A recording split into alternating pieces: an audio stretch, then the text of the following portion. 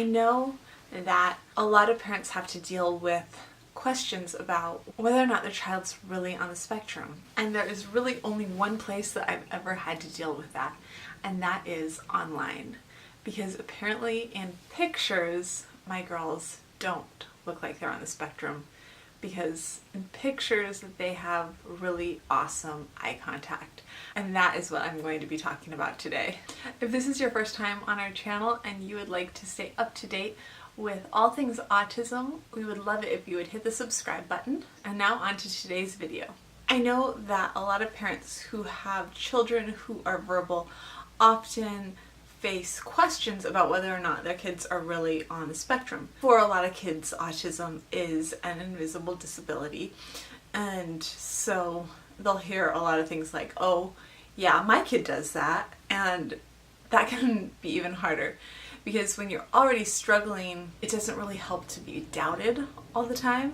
Even though the other person in the conversation is maybe possibly trying to be reassuring or relate and be helpful, it can just really come across to the parent of the child who is oftentimes newly diagnosed as just doubting that diagnosis. And in those cases, it's not helpful when you're calling into question a child's diagnosis. It is almost never going to be helpful unless the parent has called into question the diagnosis. Then knock yourself out. But unless the parent has done that, I would basically never ever go there.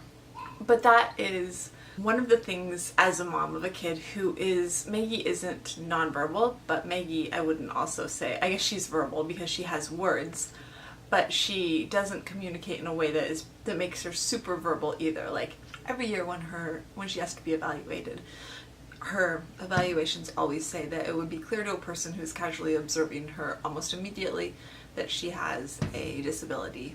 And that's true. I mean, usually when we're out in public, people watch us and will usually catch on pretty quickly, unless she's completely and totally silent. And she usually isn't completely and totally silent because she does have vocal stems. Most people figure it out pretty fast. Like today, she and I went out to eat in a restaurant, and we went to A&W.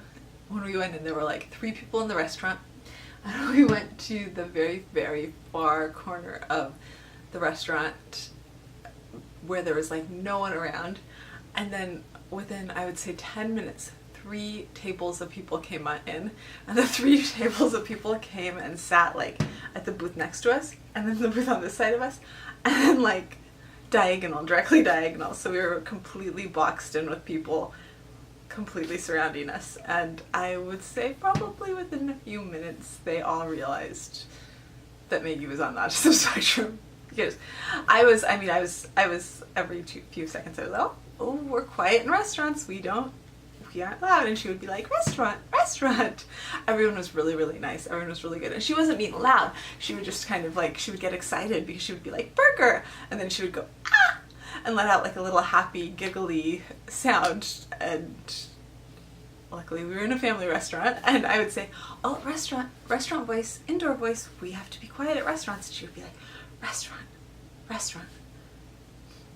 And she would like take a sip of her drink, and then like a second later she would be like, ah, cheeseburger, and like getting louder and louder, and I would be like, oh, restaurant voice, which isn't typical for a 8-year-old. As I was saying, I usually don't have to deal with many questions about whether or not her diagnosis is correct. One thing that I did go through with Maggie, and not go through, I mean, it wasn't like it was a super bad experience or anything, but I found it interesting, was one thing that happened with Maggie that also happened with Tessie, was that because I've been a blogger, and because I have a lot of friends who are kind of all over, the one thing that did come up when Maggie was diagnosed, the only people that questioned her diagnosis were people that hadn't seen her a long time or hadn't met her, who saw pictures of her online. And the question was whether or not she could be on the autism spectrum because whenever they saw pictures of her, she was always looking directly at the camera. And when Tessie was diagnosed, the exact same thing happened.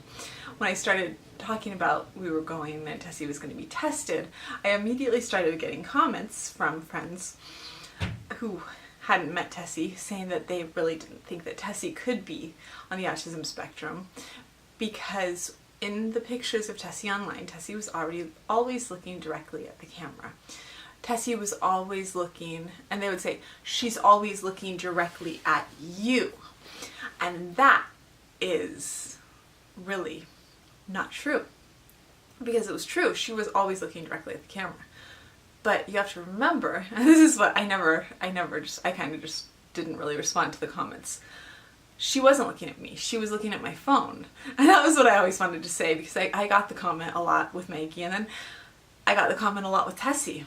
People doubting whether or not they were going to be on the spectrum because they were always looking at the camera. And I kind of wanted to point out, like, kids who are on the spectrum a lot of the time, people who are on the spectrum a lot of times don't like making eye contact. That doesn't necessarily mean that they won't like looking at the camera. And the thing is, I totally can relate so much to not loving eye contact because I only really ever feel comfortable with eye contact with people that I know really, really well. That's one of the reasons that I love gigantic sunglasses, and there's a reason that I'm bringing this up because it's relevant. I can sit here and I can look at the lens of my camera and I can feel completely and totally comfortable talking into the lens of my camera all day long because looking at the lens of my camera isn't eye contact at all. And for most, at least in my experience with little kids that I know who are on the spectrum, I don't like to make generalizations about people who are on the spectrum because if you know someone on the spectrum, you know one person on the spectrum and everyone's different, but a lot of little kids on the spectrum are very, very interested in technology. And I think that's why I have so many great pictures of Maggie and so many great pictures of Tessie looking at the camera, because it's not the camera, it's my phone, and they're both very, very interested in my phone. They know that it plays songs, they know that it plays videos, and there you go. Fantastic pictures of them looking very, very interested in my phone. And let's face it, when you take a picture with a phone, you're not taking it up here, you're usually taking it right here, and that is not eye contact at all. That is, for me, the only time with both of my girls that I was ever questioned about whether or not they were on the spectrum was really from people online who knew me, who didn't really know my girls, but who saw the pictures of the girls and who couldn't imagine that two little girls who made such great eye contact with a camera could really be on the autism spectrum. How could they be smiling and happy and looking in all those pictures? And I mean, there are a lot of pictures of them smiling and happy and looking. Never in the family pictures though. It is like the challenge of my life to get a family picture. It's really become a joke for our family, trying to get a family picture. It's not something that I'm upset over or anything, or that even upset me when it happened. It was just something that kind of always, I knew where they were coming from and I also knew the response, but it wasn't really something that like I wanted to correct people on, especially over and over again, because I got the comment kind of frequently. Not super frequently, but frequently enough that I didn't feel super comfortable just correcting people over and over again with it. There's like a difference between like talking about autism here on my channel, where people are like coming because they want to like talk about autism and learn about autism, and a difference between doing that in like a comment section on a picture of your kid on Facebook, where it just kind of comes across as weird. And so I love this slide. Anyways, that is it for today. Hit subscribe if you'd like to stay up to date with all things autism around here, and I'll see you tomorrow. Bye.